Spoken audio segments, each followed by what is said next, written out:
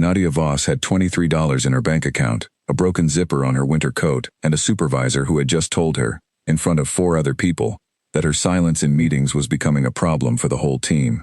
She did not respond. That was, apparently, also a problem. She walked back to her desk at the far end of the administrative hall, sat down in the chair that wobbled slightly on its left leg, and opened the attendance log she had been updating before the interruption. The numbers were neat, the columns aligned perfectly. No one ever noticed that, but it was true. The PAC administrative hall of the Voss territory sat in a converted building at the edge of a small town in rural Pennsylvania. It smelled of old paper and heating vents that had not been cleaned properly in years. The walls were the color of something that had once been cream and had given up. Nadia had worked there since she was 19, first as a filing assistant, then as a records clerk, a title that sounded more important than it was. She sorted documents, updated membership logs, processed designation certificates, and made sure the right forms reached the right offices before deadlines. She was good at it. She was, in fact, exceptional at it. The office ran better because of things she caught: errors in dates, mismatched reference numbers, submissions sent to the wrong regional branch. But none of that was the kind of work that made anyone look up and say her name out loud with warmth. It was the kind of work that made things go smoothly, and when things went smoothly, no one thought about why. Her designation was Omega. In the world Nadia lived in, this meant something specific. It was not just a word. It was a classification assigned at age 12 through a formal evaluation process that measured a combination of factors: biological markers, behavioral patterns, observed temperament under structured stress conditions. The system had been in place for generations, and the people who built it believed they had made it fair. The people who lived at the bottom of it were less certain. There were 7 designations in the PAC hierarchy. Alpha stood at the top, then Beta, then Gamma, then Delta, then Epsilon, then Zeta, and finally Omega. Most people fell somewhere in the middle. Alphas were rare. Omegas were not quite as rare as people liked to think, but the system encouraged everyone to behave as though they were, as though being Omega was an unusual outcome rather than a designation that accounted for roughly 18% of any given PAC. What Omega meant in practice was this: you were not expected to lead. You were not expected to make decisions that affected others. You were not expected to speak in rooms where decisions were being made, and when you did speak, you were not expected to be taken seriously. You were expected to be cooperative, accommodating, and grateful for the stability the PAC structure provided. Nadia had spent 11 years being all of those things, not because she believed she should be, but because she had calculated, at a very young age, that fighting a system loudly and without leverage was a way to be exhausted rather than effective. She kept her head down. She kept her records clean. She kept a small green notebook in her desk drawer, and in it she wrote things she never said out loud. The notebook had started when she was 16, the year her designation was formally recorded. Her older sister Claire had given it to her. Claire was a Delta, which meant she had slightly more standing and slightly fewer restrictions, and she had looked at Nadia the day the letter arrived, with an expression that tried very hard to be encouraging, and did not quite make it. She had pressed the notebook into Nadia's hands and said, "Write it down. All of it. Don't let them take the words from you." Nadia had written in it every day since. Not a diary exactly, more of a record. Dates, observations, things she noticed that others seemed to miss, errors in the PAC's administrative processes, conversations she overheard that didn't match the official version of events, small inconsistencies between what the leadership announced publicly and what the actual numbers showed. She was a records clerk. She saw a lot of numbers. She was very good at noticing when they didn't line up. Her supervisor's name was Gerald Briggs. He was a Beta, 54 years old, and had held his position for 19 years through a combination of mediocrity so consistent it had become a kind of reliability. He did not dislike Nadia. That would have required him to think about her more than he did. He was simply the person who had decided, on 3 separate occasions, that her silence in team meetings reflected a lack of engagement with her work, and he had documented this in her annual performance reviews. The irony was that Nadia prepared those meetings. She drafted the agenda, compiled the reference materials, and usually identified the issue that the meeting was supposed to address before anyone else had read the briefing. But she did not say this in the meeting, because the last time she had spoken in a team meeting, she had been 20 years old, and she had pointed out a discrepancy in the budget allocation that saved the office $3,000. Gerald had thanked the senior clerk next to her, by name, looking directly at that clerk, as though the words had come from somewhere slightly to Nadia's left. She had written that down in the notebook too. She was not angry about it. Or rather, she had learned to carry the anger the way you carry a stone you've picked up on a long walk. You know it's in your hand, you feel its weight, but you don't stop walking to stare at it. The town she lived in was called Harte, population just under 4,000. It was the kind of town where everyone knew your designation before they knew your last name, where the diner on the main street had a seating area near the window that was informally reserved for alphas and upper-rank betas, and where the Omega kids at the local school ate lunch at the far end of the cafeteria, not because anyone told them to, but because the social physics of the room made everywhere else feel like walking into a headwind. Nadia had eaten at the far end of that cafeteria for 6 years. She had noticed, sometime around age 15, that the far end had better light. The windows there faced east, and in the morning the sun came in low and warm and stayed long after the rest of the room had gone gray. She had started thinking of it that way. Better light, not exile, a different vantage point. This was either a healthy coping mechanism or a way of lying to herself, and she had decided, at some point, that the distinction didn't matter enough to spend energy on.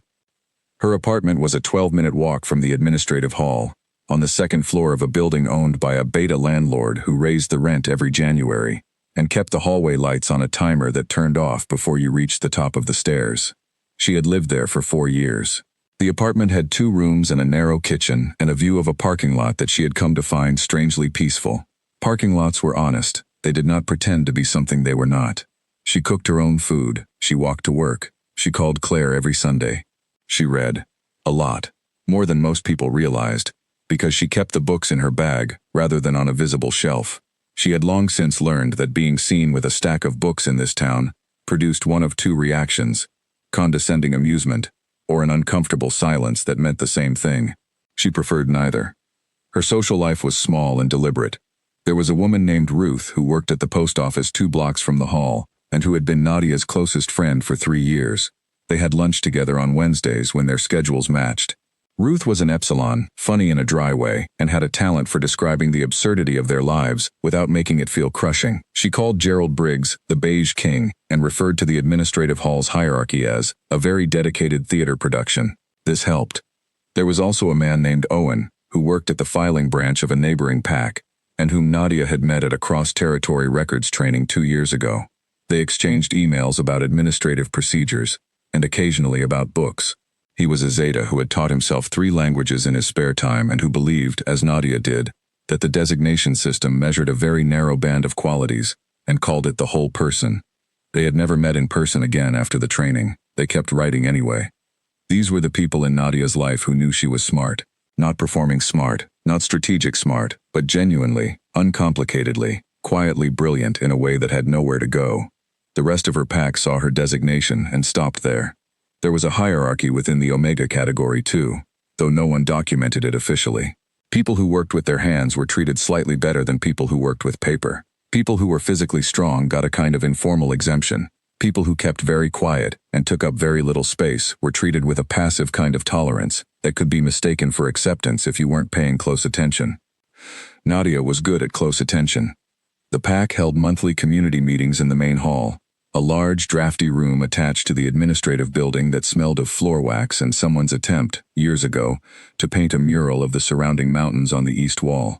The mural was competent but slightly too large for the space, so the mountains crowded in from the edges and gave the room the feeling of being gently overwhelmed. Nadia attended these meetings because attendance was noted. She sat in the 3rd row from the back, where she had a clear view of everyone ahead of her, and no one sat close enough to feel her presence. At one of these meetings, 4 months before everything changed, the PAC's senior administrator, a tall woman named Catherine Ward, Beta, whose efficiency Nadia genuinely respected even when she disagreed with her, announced that the Voss PAC would be hosting the Interpac Summit. The room reacted as rooms do when news lands that is both significant and inconvenient: a low murmur, some visible calculation, a few people sitting up straighter. The Interpac Summit was held every 5 years. 7 PACs, 7 bloodlines, 1 rotating host. It was, in theory, a diplomatic occasion, an opportunity for the region's PAC leadership to coordinate on shared concerns, resolve disputes through structured dialogue, and present a unified front on external policy. In practice, Nadia had read the administrative reports from previous summits, and she knew it was also a significant logistical burden on the host PAC, a venue for quiet political negotiation that never appeared in the official minutes, and an event that required the kind of precise organizational preparation that almost always fell on the lower-ranked administrative staff. She was already calculating what it would mean for her workload. She was right. Within 2 weeks of Catherine Ward's announcement, a planning document had been circulated, tasks had been assigned, and Nadia found her name next to the following responsibilities: registration coordination, documentation processing, agenda material preparation, and logistics support for meeting room setup and breakdown. It was, as Gerald put it in the assignment email with the tone of someone bestowing a gift, an opportunity to contribute to a significant PAC event. She did not respond to the email. She opened a new spreadsheet and began building the tracking system for registration. The summit was scheduled for early spring, which gave her 3 months to prepare. She spent those 3 months building the most precise event infrastructure the Voss PAC Administrative Hall had ever produced, though no one would know this because competence, in her experience, was invisible until its absence created a crisis. She built check-in flows and credential verification processes. She designed the badge system, the seating documentation, the room allocation logic, the contingency protocols for late arrivals and scheduling changes.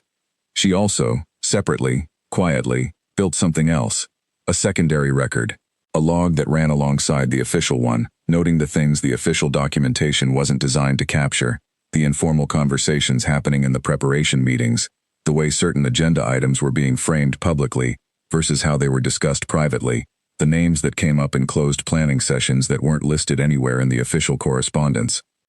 She was a records clerk. Noticing things was not a choice she made. It was simply what she did. By the time the summit week arrived, Nadia knew the event better than anyone except possibly Catherine Ward, and possibly better than her. She knew which delegates were arriving by which routes. She knew the seating preferences that had been communicated informally through assistant emails rather than official requests. She knew which rooms the catering was going to be late for, and had already adjusted the schedule buffer. She set up the registration desk at 6 in the morning on the first day, alone, with a cup of coffee that was already going cold, in a hall that smelled of new tablecloths and the kind of institutional floral arrangement that signals importance without warmth. She put on her name badge. It said, Nadia Voss, Administrative Support. The first delegates arrived at 8. By 10:30 she had processed 47 check-ins without a single error. She had resolved 2 scheduling conflicts before they became visible to anyone above her. She had quietly redirected a delegate who had been given incorrect room information by a beta coordinator who had not read the updated floor plan. Nobody said thank you. She had not expected them to. What she had not expected was the document error that would appear on the second afternoon. Not an error she made. An error that had been made weeks earlier in the room allocation draft. A version she had flagged and then seen overridden by Gerald, who had approved the original without reading her correction. The consequence of that uncorrected error was that when the afternoon breakout sessions were assigned, one room, a small, quiet conference room on the second floor, had been double booked. The official delegates scheduled for it were rerouted by a coordinator. The second listing, a closed session designation that had been added informally to the room's booking record 3 weeks before the summit, was not rerouted. It was simply left as it was. And Nadia, when she found the discrepancy in the room log at 3 in the afternoon and went upstairs to check whether anyone was actually using the room, opened the door quietly and found that yes, someone was using it. Several someones, in fact. She almost stepped back out. The door was half open. She was holding a clipboard. She was wearing a badge that said Administrative Support. No one at the table looked up. She sat down in the only empty chair, near the door, instinctively, without thinking. Her clipboard was on her lap. Her pen was in her hand. The room smelled of coffee and something woodsy. Expensive, probably, from one of the delegate packs with more resources than the Voss territory. And the people at that table began to talk. She wrote it all down. Every word. She didn't know, sitting in that room on that afternoon, what she was holding. She didn't know what it would cost her to carry it, or how long she would carry it alone, or what would eventually happen when she decided she had carried it long enough. She just wrote. She had always just written. And the notebook in her hand, filling up line by line in her small, even handwriting, was the most dangerous thing in that building. And everyone in that room was too busy talking to notice the quiet woman near the door with the clipboard and the unremarkable name badge. That was the first mistake they made. It would not be the last. The morning of the second day of the summit, Nadia woke up at 5:15 without an alarm, which was normal for her. She lay still for a moment in the dark of her apartment, listening to the parking lot below. A delivery truck, a dog somewhere a street over. The sound of heart waking up the way small towns do, incrementally, without ceremony. She had not slept well. This was not because she was nervous, or at least not in the way the word usually meant. It was not the kind of not sleeping that comes from dread or excitement. It was the kind that comes from having too many things in your head that are all trying to be organized at the same time, and her brain, which was built for organization, was working through each one methodically even when the rest of her wanted to rest. She had written 6 pages in the notebook the previous afternoon. 6 dense pages in her small handwriting, full of names and dates and quoted phrases she had copied down as accurately as she could while sitting in that chair near the door of the second-floor conference room, listening to a conversation that had not been intended for any ears outside of those walls. She had not read them back yet. She had come home, made dinner, called Claire, and gone to bed without opening the notebook again. There was a part of her that understood, instinctively, that reading those pages too soon would require a decision she wasn't ready to make. So she had left the notebook on her kitchen table and gone to sleep and woken up at 5:15 and listened to the parking lot. By 5:40 she was dressed. By 6 she was walking to the hall. The town was quiet at that hour in the way that felt like held breath. The streetlights were still on, casting orange pools on the pavement that didn't quite overlap. The bakery 2 blocks from her building had its lights on, and its door propped open. She could smell bread from the end of the block. A warm, yeasty smell that was one of the few things about Hart she would genuinely miss if she ever left. She didn't stop. She kept walking. The administrative hall was being used during the summit as a secondary support building. The main events were happening in the PAC's formal assembly space and several rented conference rooms nearby, but the hall was serving as the logistical base. Nadia had a key and a code and a reason to be there at any hour. She went to her desk, turned on her computer, and sat for a moment without looking at the screen. Then she opened the notebook. She read the 6 pages slowly. She read them the way she read everything, without rushing, without skipping ahead, letting each line sit before she moved to the next. Her face was still while she read. It usually was. By the time she finished the last page, she had a clear understanding of 3 things. The first was that what she had heard in that room was serious. The second was that she did not yet know what to do with it. The third was that she needed to get through the rest of this summit without anyone knowing she had been in that room at all. The conversation she had recorded was between 5 people. She had recognized 3 of them. 2 she had only seen from the side or heard by voice, but she had written physical descriptions carefully enough that she was confident she would be able to identify them later. What they had discussed in the measured, careful tones of people who have planned something for a long time and are now checking the plan against reality, was the upcoming Alpha designation vote. The designation of a new Alpha King for the Northeastern Coalition happened through a formal vote among the 7 PAC leaders. It was one of the few decisions in the system that required consensus rather than simple majority, and it was supposed to be open, not public in the way of a public election, but transparent among the 7 bloodlines, with each PAC leader voting independently, and the result ratified by the council. The system had procedural safeguards. It had documentation requirements. It had, on paper, the structure of something fair. What Nadia had written down in those 6 pages was the outline of an agreement. Not a formal agreement, not a documented one, nothing that would ever appear in official records, to ensure the vote's outcome before it happened. 3 of the 7 PAC leaders had made a private commitment to one another about how they would vote. They had agreed on a candidate. They had discussed how to use their combined influence to bring a 4th vote into alignment before the formal session. And they had discussed, in careful but unmistakable language, what they would offer that 4th PAC in exchange. The vote was scheduled for the spring session of the following year. They had time. They were not rushing. They were managing. What they were managing, functionally, was the removal of the other 3 bloodlines from any real say in the process. Those 3 PACs would cast votes that would not matter, because the outcome would already be decided, and they would never know it. Nadia sat with this for a long time. She was a records clerk. She had no standing in PAC politics. She had no rank that would allow her to bring a formal concern to council. She had 6 pages of notes taken in a room she had not been authorized to enter, during a conversation no one knew she had heard. She was also, and she understood this with a clarity that sat somewhere between cold and calm, the only person outside of those 5 who knew. She put the notebook in her bag. The second day of the summit was, on the surface, indistinguishable from the first. Check-ins, document transfers, room management, the constant low-grade problem-solving of keeping a complex event running without visible friction. Nadia moved through it as she always moved through things. Efficiently, quietly, without calling attention to herself. She noticed the 5 people from the conference room at various points throughout the day. She did not look at them for long. She did not change her behavior or her expression. She processed their name badges when they passed her desk. She handed them the correct folders.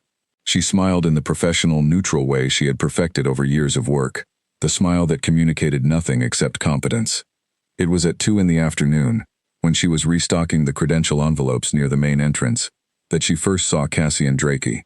She knew who he was before she saw his name badge, because she had read the delegate list 14 times while building the registration system, and had processed the photograph attached to his credentials file, and because he was walking through the entrance of the Voss Administrative Hall with the particular quality of presence that made you notice him before you consciously decided to look. Cassian Drakey was the alpha of the Drakey bloodline and head of the Northeastern Coalition, the closest thing the region had to a presiding authority. He was 31. His record in the system showed a designation from age 12, Alpha Primary, first in his bloodline's generation. His pack occupied a large territory to the north, and his administrative staff had been, in Nadia's experience preparing for the summit, the most organized she had dealt with. Their communications were precise, their requirements clearly stated, their documentation submitted without errors and on time. She had made a note of this. He was tall and wore a dark coat that looked like it had been made for someone who moved fast. He was not accompanied by the usual cluster of assistants. He had one person behind him, a man named Daniel, Nadia knew from the badge system, who served as his primary aide, and who was currently looking at his phone with the focused expression of someone managing 14 things at once. Cassian Drakey walked to the registration desk. Nadia was not behind it at that moment. She was 2 meters to the left, sorting credential envelopes. She watched the beta coordinator currently staffing the desk, a young man named Paul, competent but prone to freezing when faced with anything outside the script, look up at the incoming delegate and begin the standard check-in process. She saw in the same moment that Paul had reached for the wrong delegate folder. The Drakey credentials had been separated into 2 packets, one for public sessions, one for closed session access, and Paul had picked up the first without registering that a second was required. The closed session packet was in a separate tray that Paul had apparently not noticed. Nadia set down her envelopes, walked to the desk, and placed the second packet on the counter without interrupting Paul's greeting. Paul, to his credit, registered what had happened and incorporated it smoothly. He slid both packets to the delegate. Cassian Drakey picked them up and looked at them briefly, then looked at Paul, then looked slightly to the right, where Nadia was already walking back to the envelope station. She did not look back at him. She had work to do. She might have forgotten about this entirely, or filed it away as one of the dozens of small invisible corrections that made up her working day, except that 20 minutes later, while she was at the supply cabinet near the main corridor, she heard a voice behind her say, "Excuse me." She turned. Cassian Drakey was standing in the corridor. His aide was not with him. He was holding the closed session packet. "You put this on the desk," he said. It was not a question. "Yes," Nadia said. "The coordinator didn't have it ready." "No." A pause. "Is that something you monitor? Delegate credential completeness?" "It was in the system I built," Nadia said. "I noticed it wasn't going to be flagged automatically." He looked at her for a moment, not the way most people at this event looked at her, which was a glance that processed name badge, designation marker, and function in approximately 3 seconds, and then moved on. He looked at her the way someone looks at a thing that has turned out to be different from what they assumed. "You built the registration system," he said. "Yes. It's very good. My aide mentioned it." She waited. She was not sure what the appropriate response to this was, so she said nothing, which was, she had found, usually the correct call. "What's your name?" he asked. She told him. He nodded once. Then he said, "Thank you," and walked back toward the main session rooms. She stood in the corridor for a moment after he left, holding the supply cabinet key. Then she went back to work. She did not write this down in the notebook, not yet. It did not feel, at the time, like something that needed recording. It felt like a small thing, a brief exchange in a corridor, a moment of being seen by someone who usually did not see people like her. She would understand later that it was the moment the trajectory of the next 3 years of her life began to shift. But she didn't know that standing in the corridor with the supply cabinet key. She just knew that she had work to finish before the end of the session day, and that the notebook was still in her bag, and that the 6 pages she had written the previous afternoon were waiting for a decision she had not yet made. The rest of the day moved the way event days do, in a constant forward current that doesn't stop for reflection or doubt. She managed 3 room transitions, resolved a catering timing conflict, corrected a delegate list error that would have caused a seating problem in the evening plenary, and stayed until 7:30 to ensure the cleanup crew had the correct access documentation. She walked home in the dark. The streetlights were already on. The bakery was closed.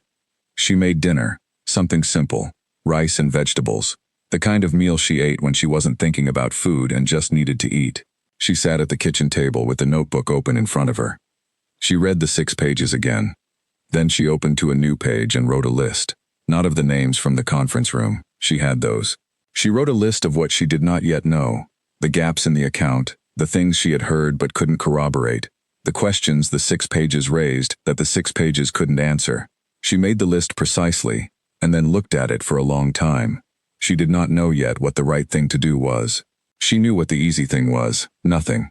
The easy thing was to close the notebook, go to work tomorrow, finish the summit, return to her regular desk and her wobbling chair and Gerald Briggs's quarterly complaints about her participation in meetings, and never think about the second-floor conference room again.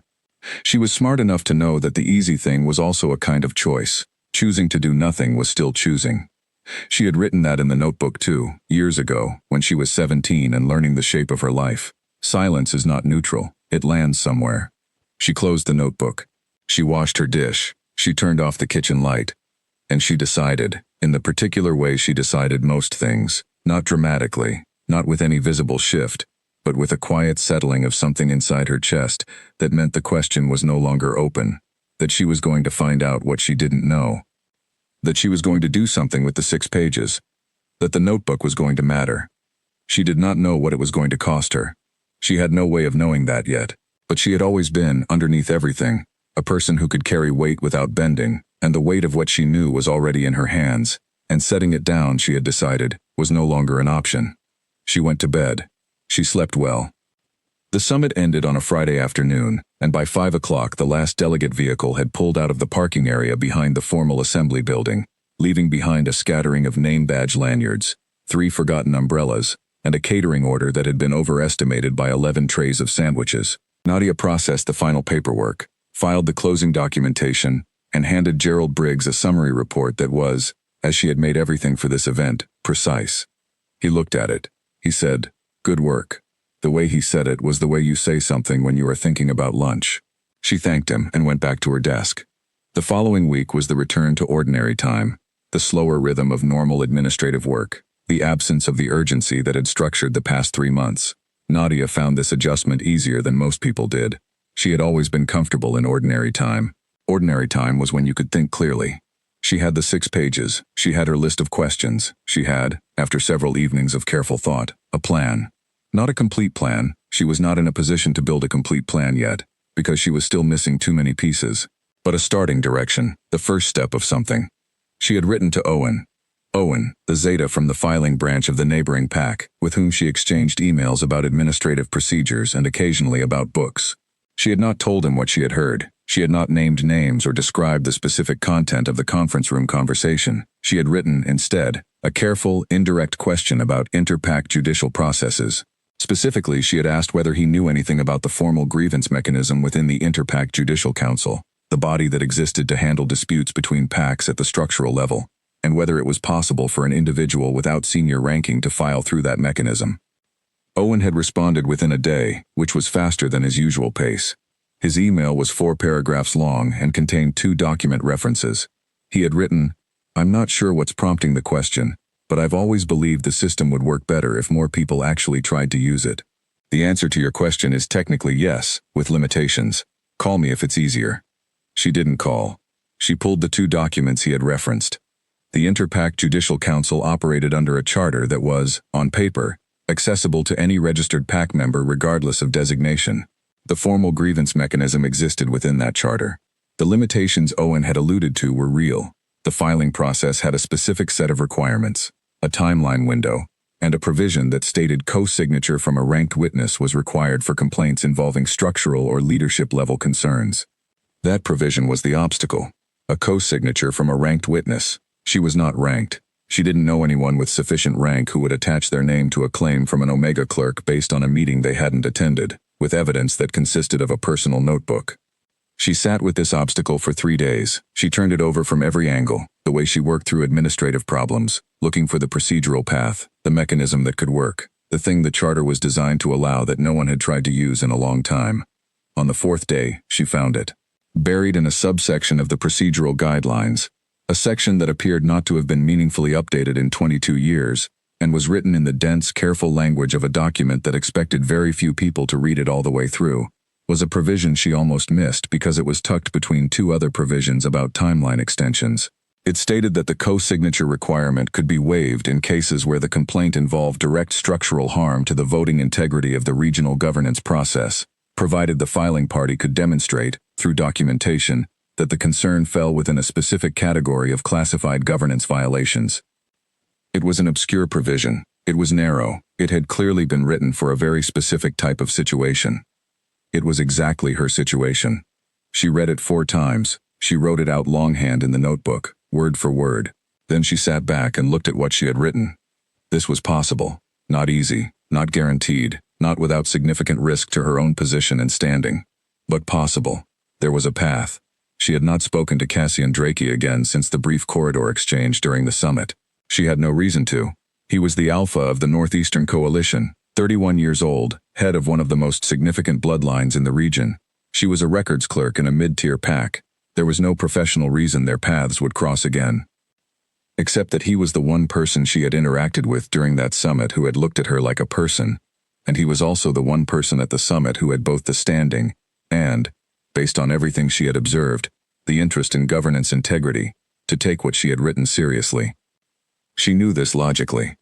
She also knew that contacting him directly, without a formal channel, without an introduction, without any of the procedural scaffolding that was supposed to govern interactions between someone of her rank and someone of his, would be one of the most unusual things she had ever done. She opened a new email. She addressed it to the administrative contact listed in the Drake Pack's official communications directory. She wrote a message that was 7 sentences long. She stated her name, her role, and the event at which they had briefly spoken. She said she had information relevant to regional governance that she believed warranted his attention. She said she was not seeking a personal meeting. A written exchange would be sufficient if that was preferable. She said she would understand completely if this contact was not appropriate, and she received no response. She read the email 3 times. Then she sent it. She went to work the next morning as usual. She updated the attendance log. She prepared the agenda for the monthly community meeting. She said nothing to Ruth about the email, or the notebook, or the conference room, because Ruth was her closest friend, and she cared about Ruth enough not to involve her in something that had not yet become anything definite. 2 days passed. She did not think about the email constantly. She thought about it the way she thought about the notebook, consistently, running as a background process, present but not consuming her. She had sent it. She could not unsend it. What happened next was not in her control, and she was practiced, if not entirely comfortable, with things not being in her control. On the 3rd morning, she opened her work email and found a reply. It was not from an administrative assistant. The email address was a direct one, a private domain she recognized from a reference in the Drake Pack's official directory as belonging to the Alpha's personal office rather than the general administrative staff. The message was short. It said, "I remember you. Tell me what you have. C. Drake." She read it twice. She stood up and walked to the small window at the back of the administrative hall, the one that faced the alley rather than the street, and looked out at the brick wall of the building opposite. A pigeon was sitting on a ledge. It looked entirely unconcerned with everything. She went back to her desk. She began to write. Not the notebook this time. A structured document, formatted carefully, with dates and headers and the kind of precise sourcing she applied to every record she kept. She worked on it for 2 evenings, alone at her kitchen table, with the notebook open beside her as the source material. She was meticulous. She wrote only what she could verify from her own observation and documentation. She marked clearly what she had heard directly, what she had inferred, and what she believed but could not yet confirm. When she finished, she had 11 pages. She sent it to the email address that had signed itself C. Drake, attached as a document, with a single-sentence cover message. "This is what I have. I can verify everything in it." She did not hear back for 4 days.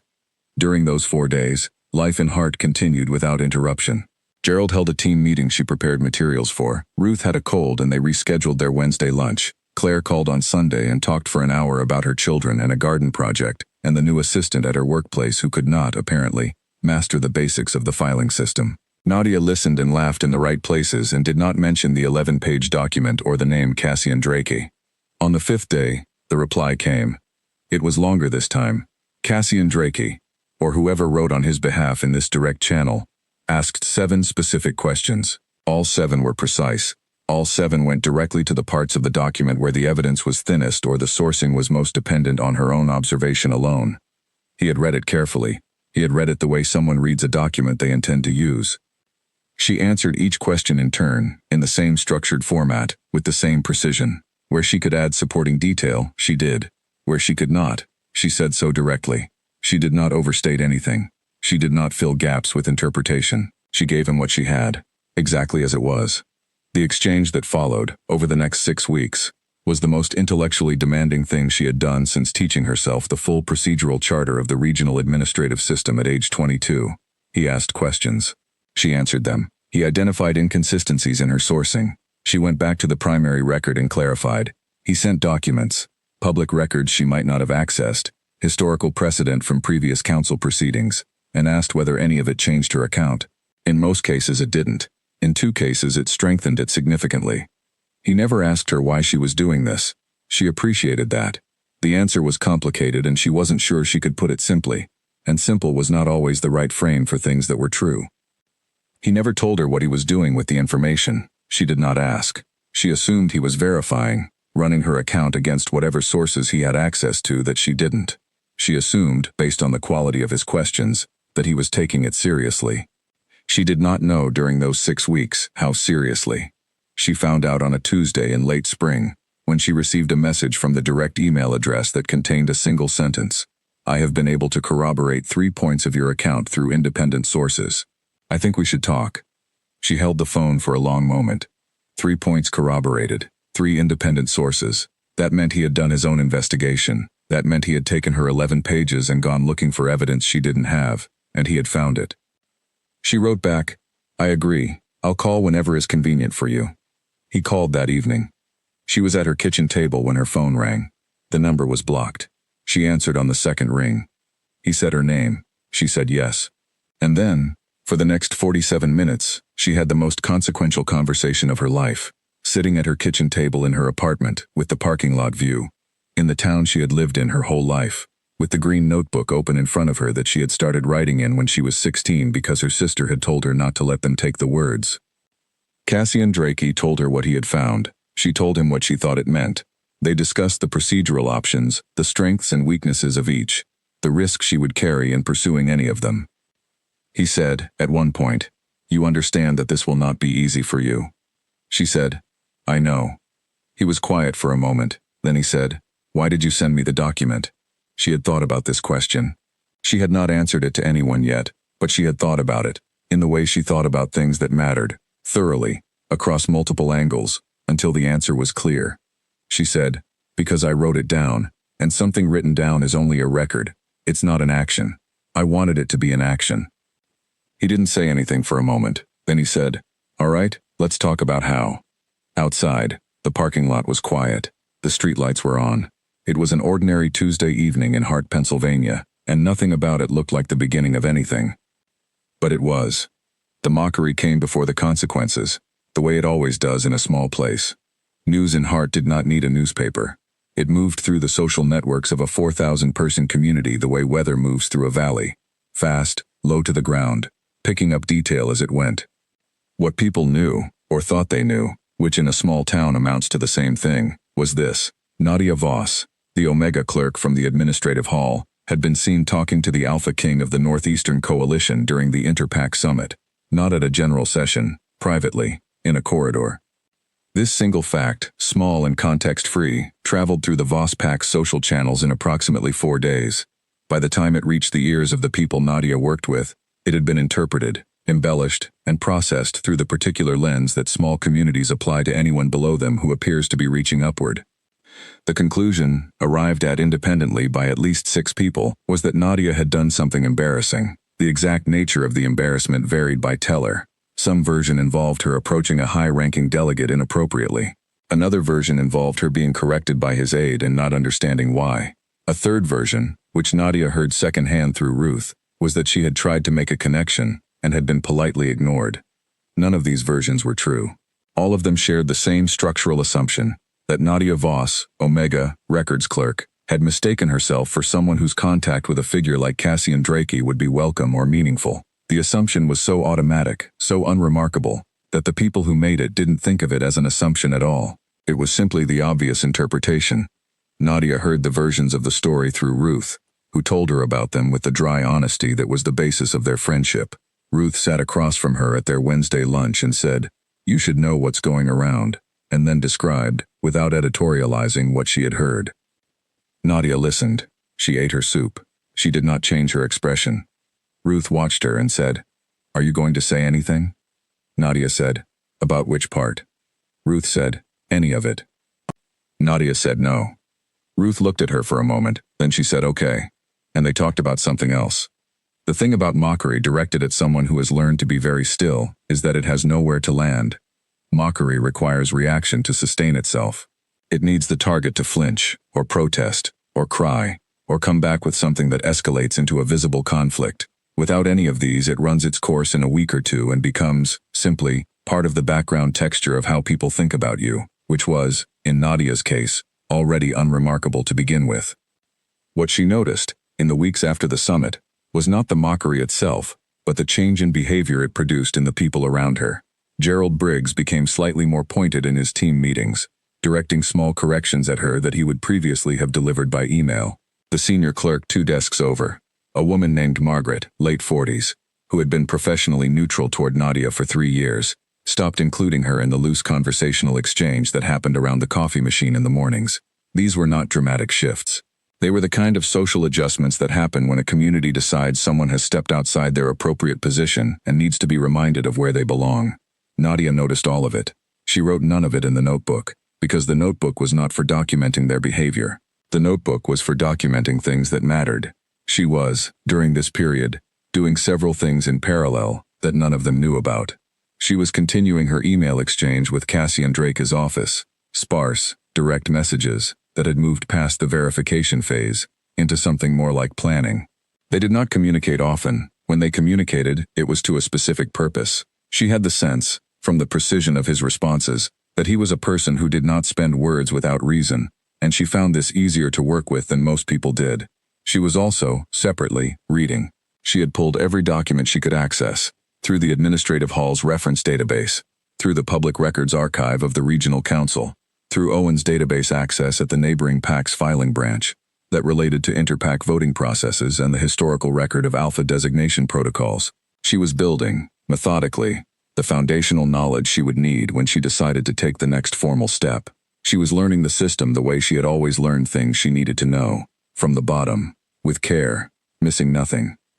One afternoon in late spring, Gerald called her into his office. She sat across from his desk in the standard chair, no different from any of the chairs in the hall, but arranged, consciously or not, slightly lower than his own, so that anyone sitting in it looked up at him. She had noticed this long ago and said nothing about it, because there were things that weren't worth addressing, and this had been one of them. Third, Gerald said that several people had raised concerns about her conduct during the summit.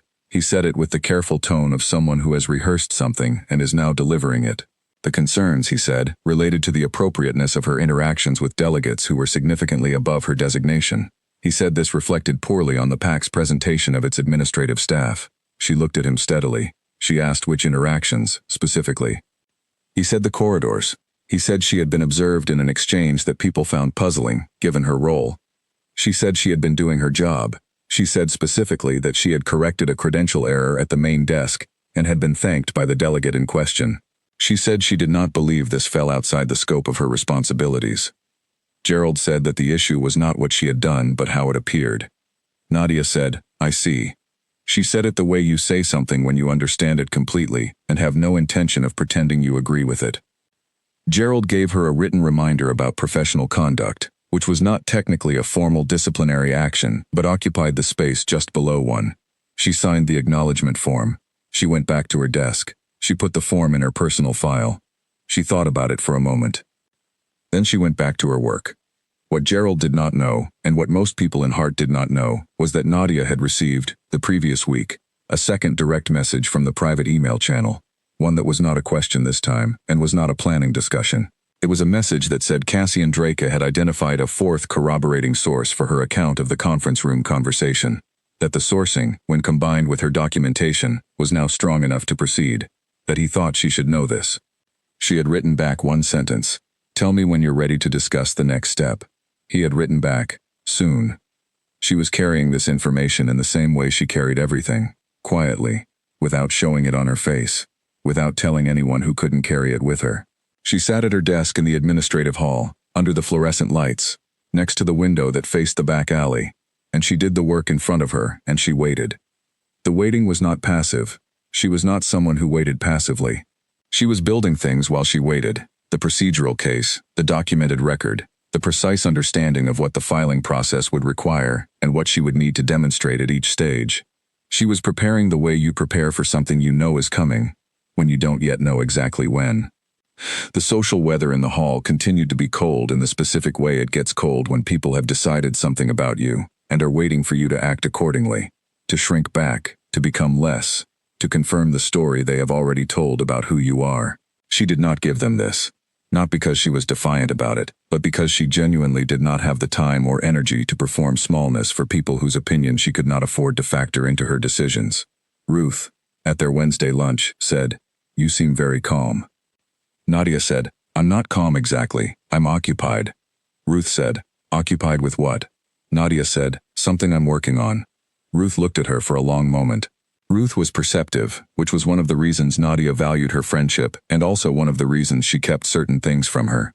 Ruth said, "It's whatever happened at that summit, isn't it?" Nadia said, "I can't talk about it yet." Ruth nodded. She picked up her fork. She said, "Okay, when you can, you know where I am." This was, Nadia thought, one of the reasons Ruth was her friend. She did not push past what she was given. She trusted that Nadia would tell her when the time was right, because Nadia always had. The call came on a Thursday evening in early summer, not from the private email channel this time. A phone call, from a number she had saved after their first conversation. She answered immediately. Cassie Andrejka said, "We have enough. Are you ready to file?" Nadia said, "Yes." He said, "You understand what happens after you file?" She said, "I've read the charter. I know what the process is." He said, "I mean what happens in your pack, not the council, the people around you." She said, "I know what they'll say." He was quiet for a moment. Then he said, "I want to be honest with you. What I can offer, formally, is testimony, if it comes to a hearing. I can't protect you from the social consequences within your own territory. That's not something I have the reach to manage." She said, "I know." He said, "And you're going ahead?" She said, "Yes." Another pause. Then he said, "All right, I'll walk you through the filing requirements. Get your notebook." She already had it open. She wrote everything down, every requirement, every timeline, every procedural detail he walked her through. He knew the charter well, better than she had expected, though she supposed she should not have been surprised. He was a person who read things carefully, same as she was. They were, in this way, similar. When they finished, she had 3 pages of notes in the notebook, at the end of the 6 pages from the conference room, and the 11 pages from her initial document, and all the questions and answers and sourcing notes from the months between. The notebook was almost full. She would need a new one. She thought about Claire, handing it to her at 16. "Write it down, all of it. Don't let them take the words." She had written it down. Now she was going to do something with it. She set the notebook on the table and looked at it for a moment. Outside, the parking lot was lit by the orange glow of the street lamp. A car passed slowly at the end of the block. It was a Thursday evening in early summer, and Hart was the same as it always was, and her desk at work had a wobbling left leg, and Gerald Briggs would find a new thing to correct her on in the next team meeting, and the people in the coffee circle would keep not including her, and none of that was going to stop what was already in motion. She closed the notebook. She started preparing the filing documents. The Interpac Judicial Council's grievance office was located in a shared administrative building, used by 3 of the region's PACs for cross-territory functions. It was not in Hart. It was a 2-hour drive, which Nadia made on a Saturday morning in midsummer, in her car that had a slow leak in the rear right tire, and a heater that made noise when it ran. She had filled the tire the day before, and turned the heater off before she left. She had the filing documents in a folder on the passenger seat. She had printed 3 copies, one for submission, one as her personal record, one as a backup stored separately.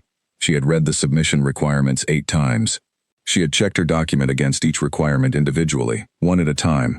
In the same methodical way she processed everything, and she was as certain as she could be that it was correct. She was not certain it would be received well. Those were different things.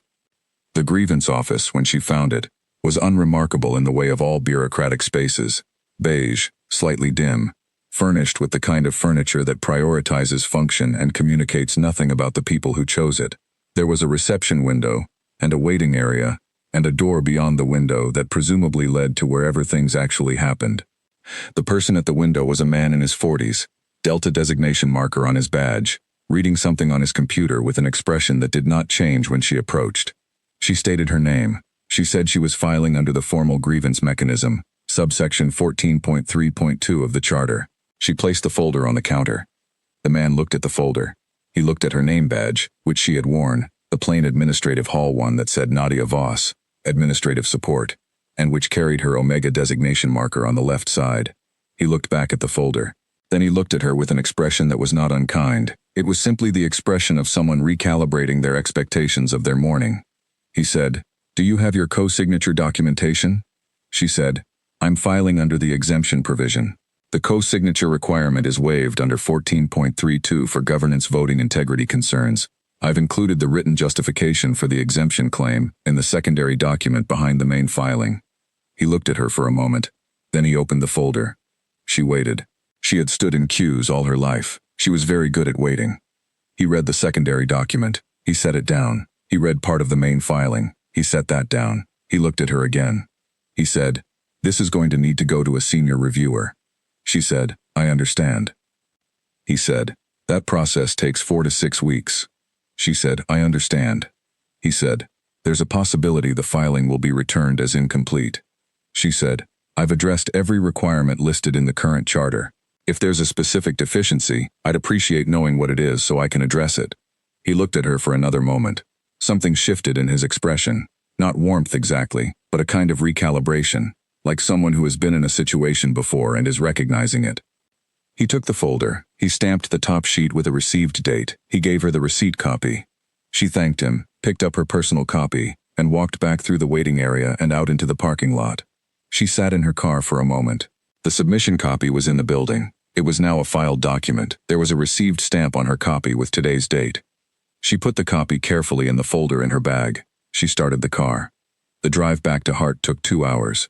She stopped once for coffee. She thought about the filing, systematically, the way she always thought about problems, from the most likely scenarios forward. The most likely immediate outcome was a return for additional information. She had prepared for this. She had a supplementary document ready, containing the additional corroborating material from Cassian Drake's investigation, which she had not included in the initial filing because she wanted to establish the primary record on her own terms first, before introducing the secondary corroboration. She also had a list of the specific procedural objections she expected, ranked by likelihood, with her prepared responses to each. This was not pessimism. It was preparation. There was a difference. What she had not fully prepared for was what happened back in Hart. The filing was not public information. It was not supposed to reach the Voss PAC until the council had reviewed it, but the Judicial Council's grievance office shared a building with 3 other administrative functions, and one of those functions used staff who had connections to other PACs, and the world was smaller than its institutional structure pretended. By the following Wednesday, Ruth had heard a version of the story. She came to their lunch and said, without preamble, "Nadia, did you file something with the Judicial Council?" Nadia said, "Yes." Ruth sat back. She said, "That's what I heard. I didn't believe it at first." Nadia said, "It's true." Ruth said, "What kind of filing?" Nadia said, "A formal grievance. Governance concern. I can't give you the details yet, but the process is moving." Ruth looked at her. Her expression was complicated in the way of someone who is surprised and not surprised at the same time. She said, "Does anyone in the hall know?" Nadia said, "Not yet." Ruth said, "When they find out." Nadia said, "I know." Ruth said, "It's going to be bad, Nadia." Nadia said, "I know." Ruth was quiet for a moment. Then she said, "Are you sure about this?" Nadia thought about the notebook. She thought about the 6 pages from the conference room and the 11-page document, and the 3 pages of filing notes and all the correspondence in between. She thought about being 16 and being handed a green notebook by her sister, and being told not to let them take the words. She thought about the wobbling chair and Gerald's quarterly complaints, and the woman at the coffee machine, and the note she was going to receive. She didn't know it yet, but she would receive it. The note that said, "You are embarrassing yourself," and she was going to keep it in a fireproof box for the rest of her life, alongside everything else they had given her. She said, "Yes." Ruth exhaled. Then she said, "Okay. If it comes to it, you can stay at my place, in case things get difficult." Nadia said, "Thank you." Ruth said, "Don't thank me. Just finish it." The filing returned to her exactly 23 days later, not with a rejection, but with a request for additional information. 3 specific points. 2 were procedural, asking for more detailed sourcing on dates she had cited. 1 was more substantive, asking for corroborating evidence beyond her personal documentation. She had prepared for all 3. She filed the supplementary response within 48 hours. It included, for the first time in an official document, the corroborating evidence from Cassian Drake's independent investigation. She cited the sources carefully, marked the ones he had identified versus the ones she had found herself, and attached a signed statement of accuracy. She also, in the supplementary response, formally notified the council that she anticipated requesting a corroborating witness at the hearing stage, and she named the witness, Cassian Drake, Alpha of the Northeastern Coalition. She sent the supplementary filing. She sat at her kitchen table for a moment. Then she called Claire. She told her sister what she had done. Not all of it. The details were still not something she could share widely, but the shape of it, the core of it. She said she had found something and had reported it, and that things were going to get difficult for a while. Claire was quiet for a moment on the other end of the line. Then she said, "How difficult?" Nadia said, "Professionally difficult. Socially, the pack isn't going to like it." Claire said, "What about personally? Are you safe?" Nadia said, "Yes. This isn't that kind of thing." Claire said, "Okay." A pause. Then, "Do you remember when I gave you that notebook?" Nadia said, "Yes." Claire said, "I always hoped you'd fill it with things that mattered." Nadia said, "I filled 8 of them." Claire made a sound that was not quite a laugh and not quite a cry. She said, "I know you know what you're doing. I want you to be all right." Nadia said, "I think I will be." She believed this. Not because everything was certain, nothing was certain, and she had never been someone who mistook optimism for a plan. She believed it because she had looked at the situation from every angle, prepared for the outcomes she could prepare for, and accepted the ones she couldn't. She had the notebook. She had the filing. She had a witness who was one of the most credible people in the regional system. And she had, underneath all of it, the particular steadiness that comes not from confidence that things will go well, but from having decided, finally, completely, without the option of going back, that you are going to see it through. The second official response from the Judicial Council came 6 weeks after the supplementary filing. It was 2 pages long. The first page contained 3 more procedural queries, standard at that stage of review. The second page contained a hearing date. She read the hearing date 3 times. It was real. She placed the letter on her kitchen table next to the notebook. She looked at both of them for a long moment. Then she made dinner, and called Claire, and went to bed at a reasonable hour, and slept the quiet, certain sleep of someone who has done what they set out to do, and is now simply waiting for the next morning. Nadia had expected the council to push back on the procedural queries in a businesslike way, and they did. What she had not expected, or had expected but not quite allowed herself to fully prepare for emotionally, was what happened in the Vospack in the 2 weeks between the hearing notification and the day she walked into that council chamber. The news that an Omega Records clerk from the Vospack had filed a formal complaint with the Judicial Council, and that the complaint was specifically about governance and voting integrity at the regional level, and that she had named a corroborating witness who was the Alpha of the Northeastern Coalition, traveled through Hart in approximately 48 hours. The reception was not, to use a careful word, warm. Gerald Briggs called her into his office on a Monday morning and told her, with the strained civility of someone managing significant alarm, that her actions were creating a difficult situation for the PAC's leadership. He said the senior administrators were concerned.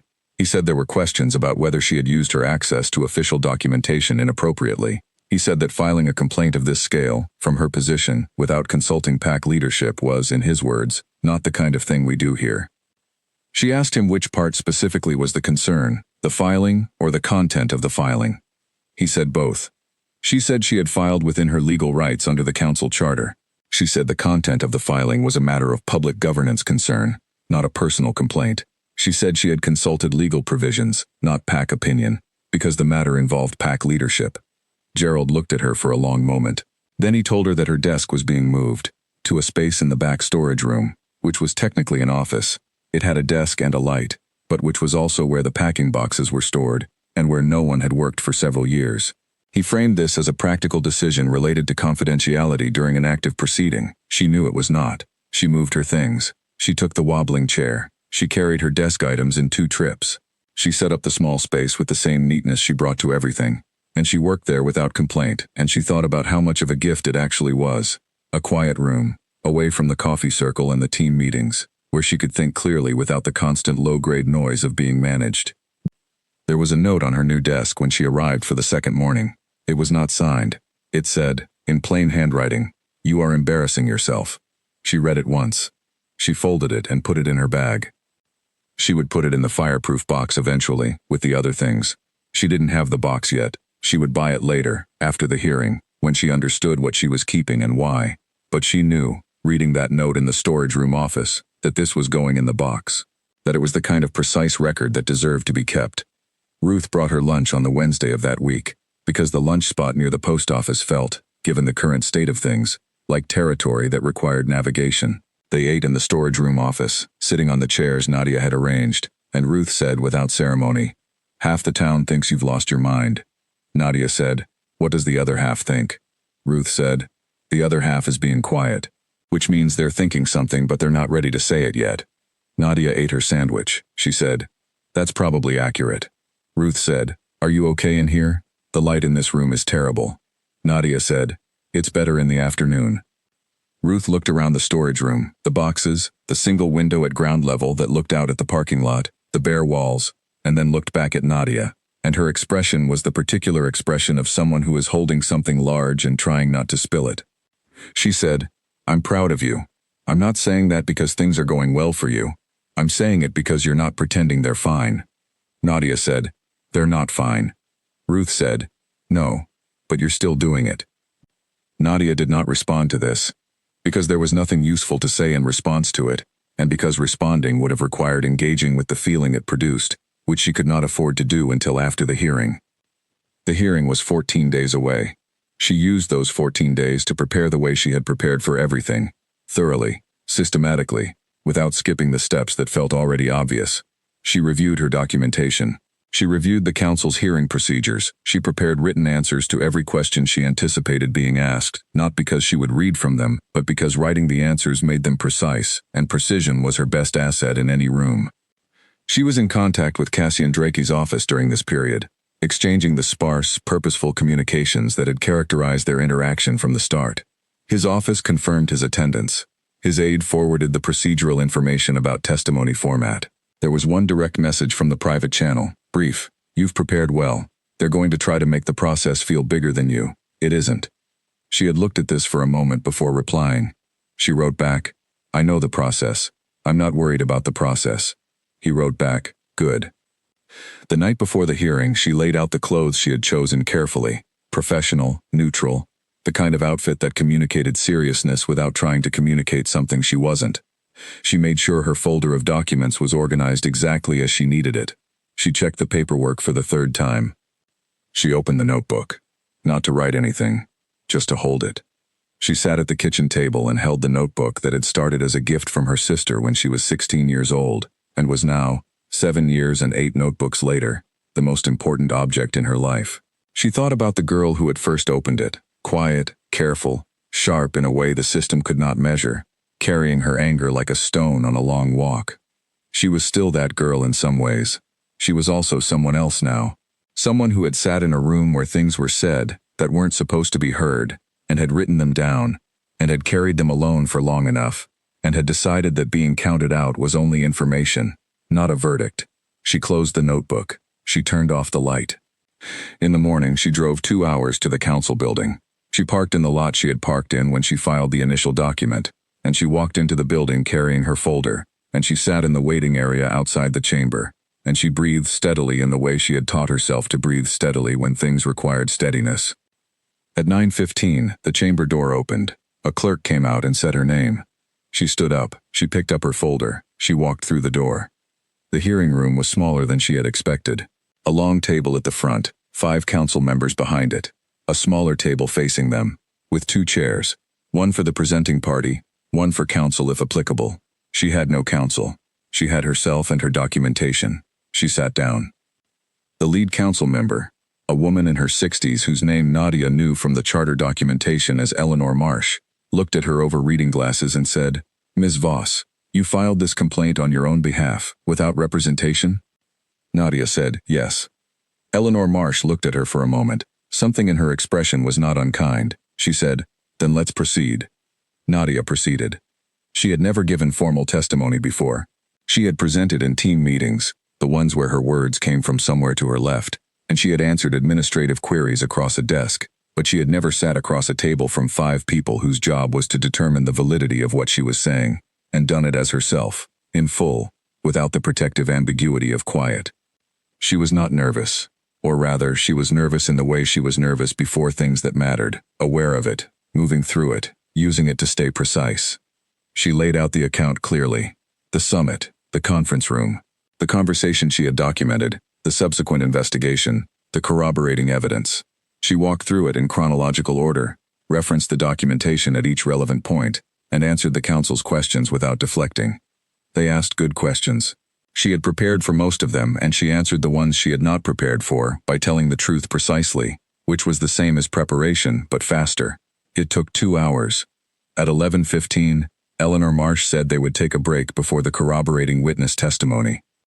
Nadia went to the hallway. She drank water. She sat on the bench along the wall and looked at the floor and breathed. The door to the building's main corridor opened. Cassian Drakey walked in. He was not wearing the dark coat this time. A suit, charcoal gray, the same precise quality of clothing she had noticed at the summit. His aide Daniel was behind him. They crossed the lobby, and Cassian walked toward her and stopped a few feet away. He said her name. She said good morning. He looked at her for a moment. He said, "How did the first session go?" She said, "Well, I think. They asked good questions." He said, "Did they rattle you?" She considered this. She said, "No." He nodded once. Then he said, "I'm going to say the same things in there that I've said to you. The account is accurate. The evidence is strong. The case holds." She said, "I know." He looked at her again with that particular quality of attention, not the social attention most people used, which processed surface information and formed a conclusion quickly, but something slower, more complete, like reading. He said, "You've been doing this alone for a long time." She said, "I'm used to it." He said, "That's not quite the same thing." She did not respond to this. She looked at the floor and then back at him and said, "Thank you for coming." He said, "I'll see you in there." He went into the chamber. She stayed on the bench a moment longer. Then she stood up, picked up her folder, and followed. The council deliberated for 11 weeks. 11 weeks was, as these processes went, neither unusually short nor unusually long. Nadia knew this because she had read every available precedent for comparable proceedings, and she had gone in with the expectation of a window between 8 and 16 weeks. 11 landed comfortably in the middle. Still, 11 weeks was time, and time and heart during those weeks had a particular texture.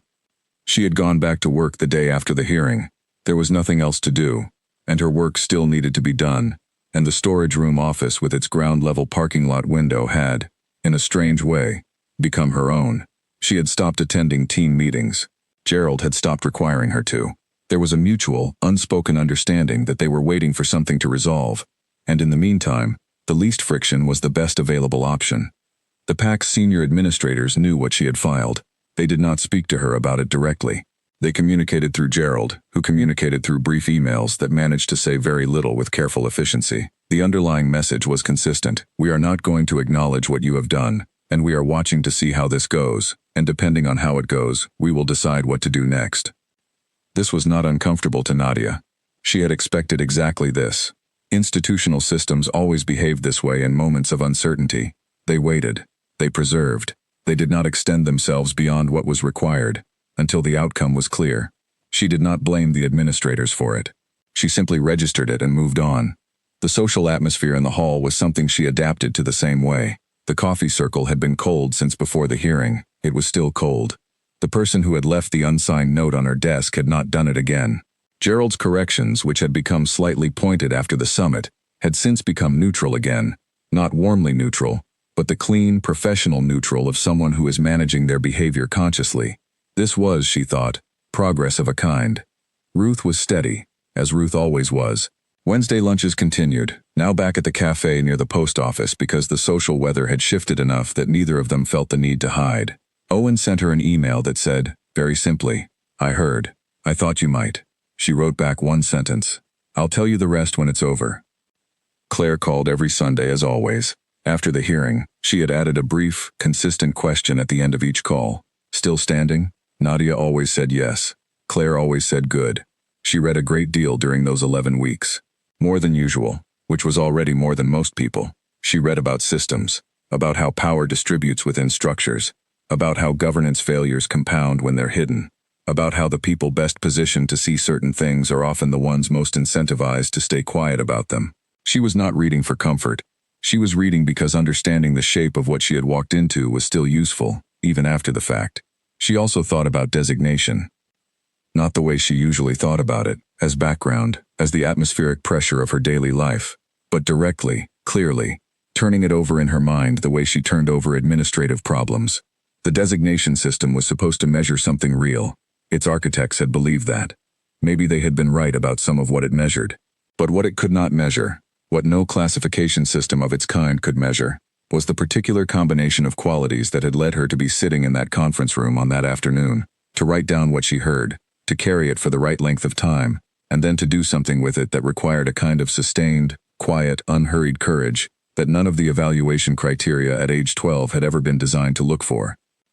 She did not think of this as a vindication of herself. She thought of it as information about the limits of the system, which was, she supposed, more or less the same thing the 11-page document had been about. On a Tuesday morning in early fall, the letter arrived.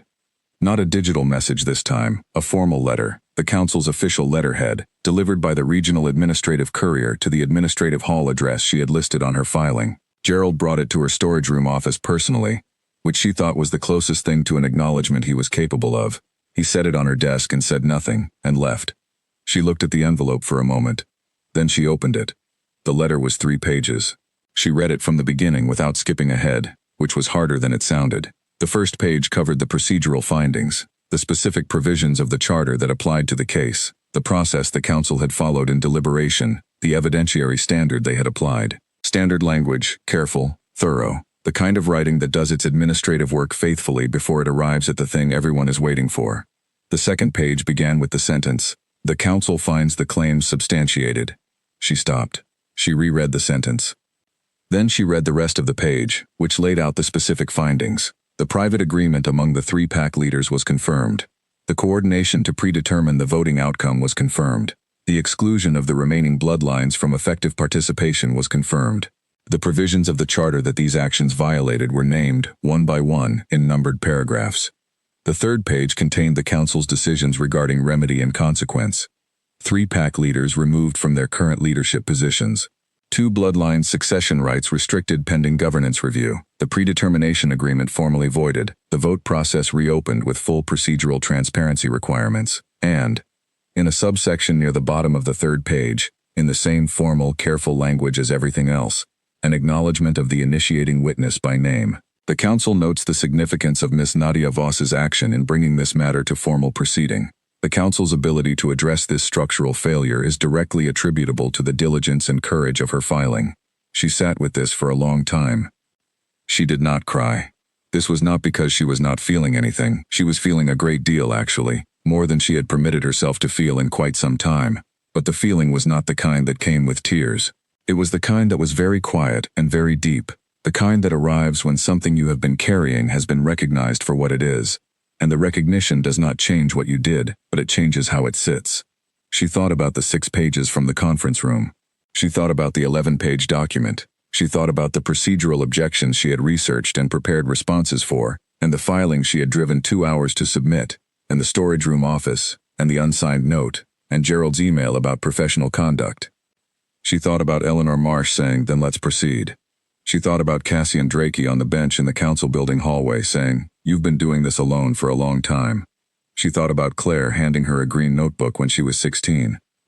She put the letter in her folder. She took out her phone. She called Claire. Claire answered on the second ring. Nadia said, "They found in my favor." Claire made a sound she had never heard from her before. Something between joy and grief and something older than either. Then she said, "Tell me." Nadia told her.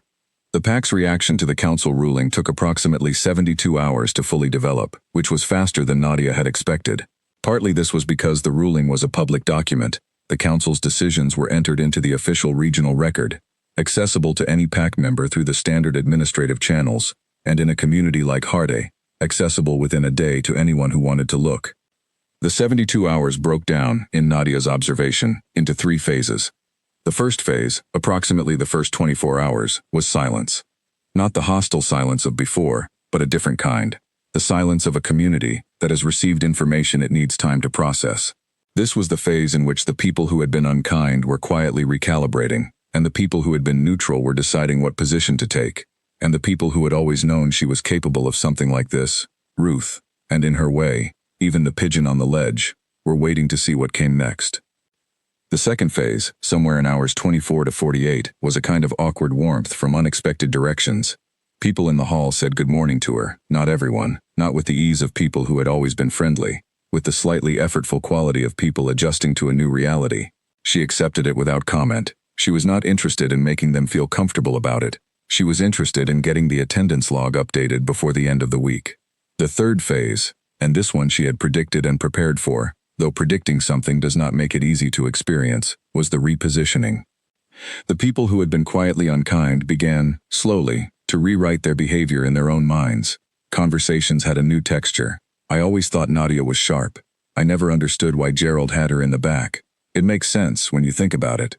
The mockery of the preceding months was not acknowledged.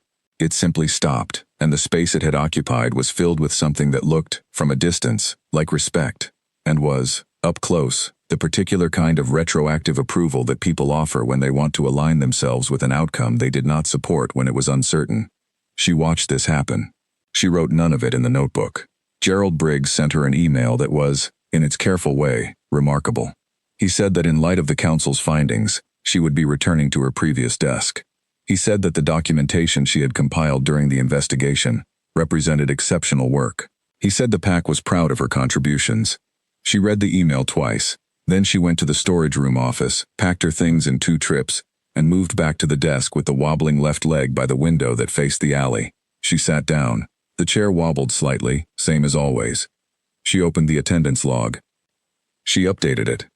She did not feel victorious, exactly. Victory was too loud a word for what this was.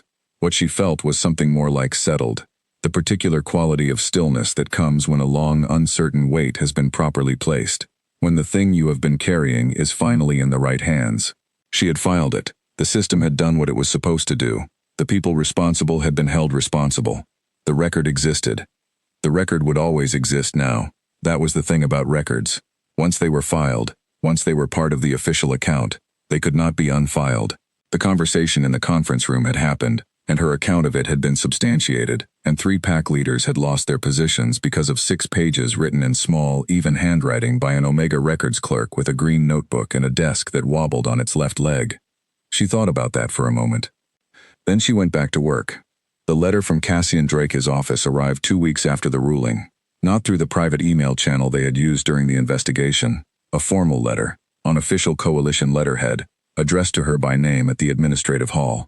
She opened it at her desk. It was short. It said, "Your account was accurate and your process was sound.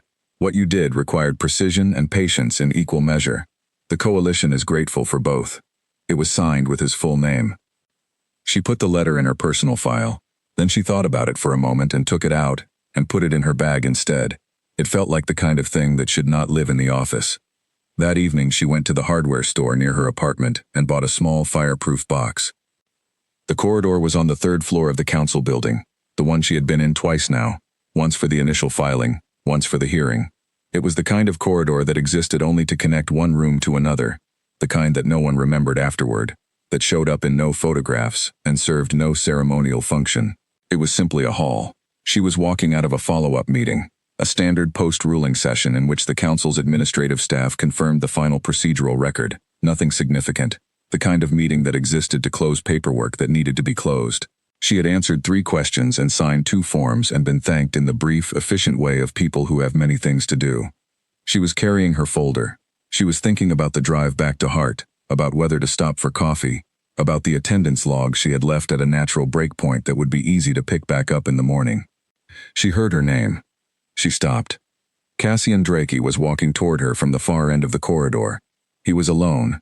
She could not see Daniel anywhere, which was unusual enough that she registered it.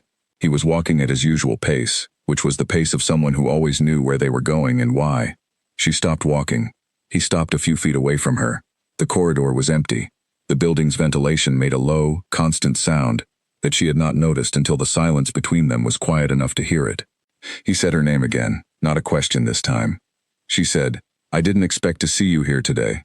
He said, "I came for the administrative closeout." A beat. "You just came from that meeting." "Yes," she said. He looked at her. He did it the same way he always looked at her. Fully, without the efficiency of someone who was looking for specific information. She was used to it by now. It still felt strange in the way of things you never quite get used to. He said, "How are you?" It was such a simple question that it caught her somewhere in the middle of her chest, where things were not always as organized as everything else about her. She said, "Fine. Good. The meeting went the way it was supposed to." He said, "That's not what I asked." She looked at him. She said, "I know." A pause. The ventilation continued its low sound. Somewhere down the corridor, a door opened and closed. She said, "I'm adjusting to things being different, to being someone people look at instead of look through. That's taking some getting used to." He was quiet for a moment. Then he said, "I think you've always been the same person." She said, "I think other people are just starting to notice." He said, "Yes." She would remember later that it had been just like that. Simple, quiet, no ceremony. He stepped back slightly, and then, in the corridor outside the council's administrative offices, with no audience and no announcement, and nothing to mark the occasion, except the continued low sound of the ventilation system, Cassian Drakey bowed. A full formal bow, the kind used in Interpack protocol for recognized authorities, the kind that, by the rules of the system, was reserved for bloodline heads and ranked officials and people of specific standing. She had not been given any of those things. She was still classified Omega. She was still a records clerk. She had $23 less in her bank account than before all of this, because she had spent it on the drive down and back, and the filing fee and 2 notebooks. He held the bow for 3 seconds. She stood in the corridor and held her folder, and did not know what to do with her hands and did not know what to say, and felt, somewhere in the part of her that was not organized and precise and methodical, the entire weight of the past 3 years arrive at once.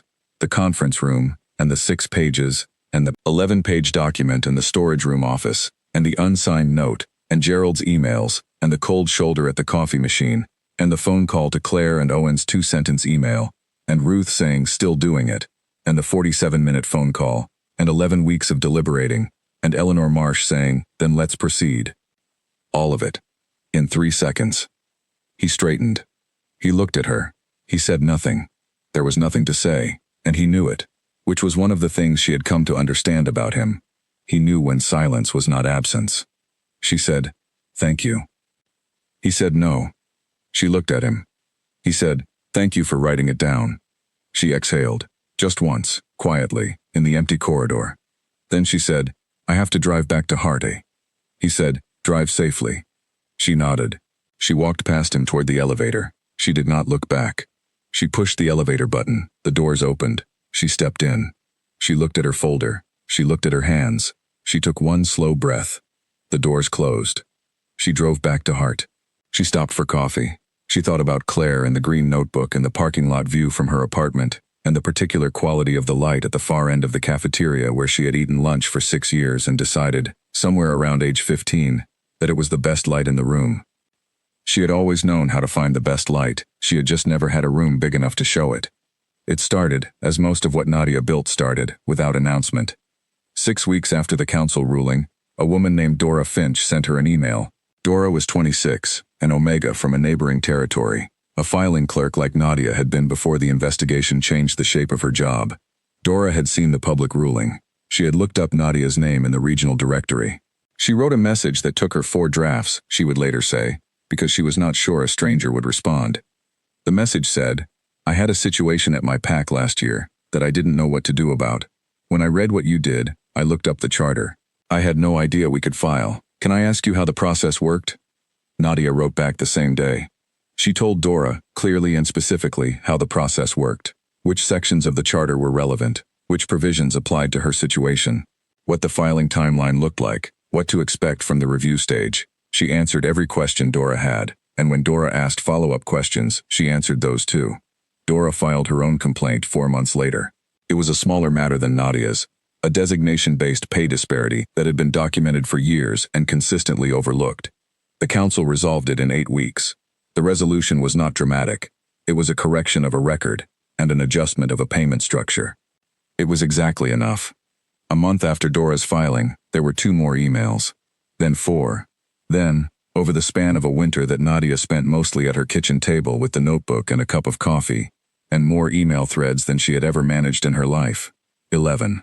The people who wrote her were all at the lower end of the designation scale.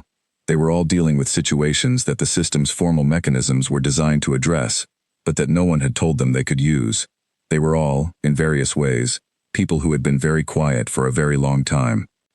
She answered every email. She understood, as she worked through the correspondence, that she was doing something that looked informal from the outside, and was, underneath, a form of education. She was teaching people that the procedural mechanisms existed and could be used. She was showing them the specific steps. She was reading their situations and identifying the charter provisions that applied. She was not a lawyer. She was not an official of any kind. She was a records clerk who had spent 10 years learning the administrative system well enough to use it from the bottom up. It was, she thought, the most natural use of everything she had ever been. In late winter, Owen sent her an email that was longer than his usual ones. He said he'd been watching what she was doing, the correspondence network, the growing reputation, and he thought there might be a way to formalize it. Not a formal organization, not yet, but a structured resource, a document that walked low designation PAC members through the grievance process, step by step, in plain language, something that didn't require finding Nadia specifically, something that could circulate on its own. She wrote back, "I've already started drafting it." He wrote back, "Of course you have." The document took her 3 months to write, not because it was long. It came to 22 pages, which was exactly as long as it needed to be, but because she wanted it to be precise enough to be genuinely useful. She wrote it the way she wrote everything, from the most basic starting point, with nothing assumed, with every step explained fully before the next one began. She had Owen review it. She had Dora review it, from the perspective of someone who had used the process without guidance. She revised it twice based on their feedback. She did not publish it under any organization's name. She published it under her own, Nadia Voss, Administrative Records, Voss Territory, with her email address at the bottom, and a note that she was available to answer questions. The first download came from a PAC 3 territories over. The second came from a PAC on the other side of the region entirely. By the end of the first month, the document had been accessed 47 times that she knew of. She started the training program that spring. The first cohort was 11 people. She ran it in a rented room at the Cross Territory Administrative Building, the same building where she had filed her initial complaint, which she found satisfying in a quiet, circular way. She spent 2 evenings a week for 6 weeks walking them through the charter, the provisions, the filing requirements, the timeline expectations. She answered questions. She shared her own experience where it was useful and held it back where it wasn't. She brought documents and precedent cases and the kind of annotated detail she had always loved about paper and records and the formal architecture of how things were supposed to work. 11 people completed the first cohort. 3 of them filed complaints within the following 4 months. 2 were resolved in their favor. 1 was still in review. All 3 had done it themselves, with the document and the training, and without Nadia holding their hand through each step, which was the entire point. The second cohort was 40 people. She had to find a larger room. Gerald Briggs did not comment on any of this. He had found, in the months since the ruling, a professional posture toward her that was neither warm nor cold but something in between, carefully respectful, in the way of someone who is not sure how to recalibrate but is trying. She did not make it easy or difficult. She simply continued doing her work with the same precision she had always brought to it, which was the only language she had ever really spoken fluently. The desk still wobbled on its left leg. She had never fixed it. She had considered having someone look at it, but each time she reached the point of actually doing it, she found she preferred the wobble. It was familiar. It was hers. She kept the notebook, the current one, the 10th one since Claire had given her the first, on her desk during the day. Not open. Just there. The way you keep something near you that you want to be able to reach without looking. One afternoon in early summer, Ruth came by the administrative hall to meet her for their Wednesday lunch, and she arrived a few minutes early, and she stood in the doorway of the main office looking at the room, at Nadia at her desk, updating a log, writing something in even handwriting, entirely at ease in the space she had always occupied. Ruth said, "You look the same." Nadia looked up. She said, "I am the same." Ruth said, "You know that's not what people expected." Nadia said, "What did they expect?" Ruth thought about it. She said, "I think they expected you to be bigger, more visible, different, somehow, like what happened would change you." Nadia put down her pen. She thought about the conference room and the 6 pages and the corridor in 3 seconds, and Cassian Drake's formal bow and Dora Finch's email, and 11 people in a rented room and the second cohort, and the fireproof box in her apartment with the unsigned note, and the letter from her sister, and the pressed paper that had once said, "You are embarrassing yourself." She said, "I've always been exactly who I am. They just couldn't see it." Ruth looked at her for a long moment. Then she said, "Come on, I'm hungry." They walked out into the afternoon together, through the hall that smelled of old paper and heating vents, past the mural of the mountains that crowded in too close from the edges, and out into the late summer light that came in from the east, warm and generous. The same light that had always been there at the far end of the cafeteria when she was 15 and learning, slowly and without fanfare, that the right vantage point made all the difference. She had known it then. She knew it still. She kept walking.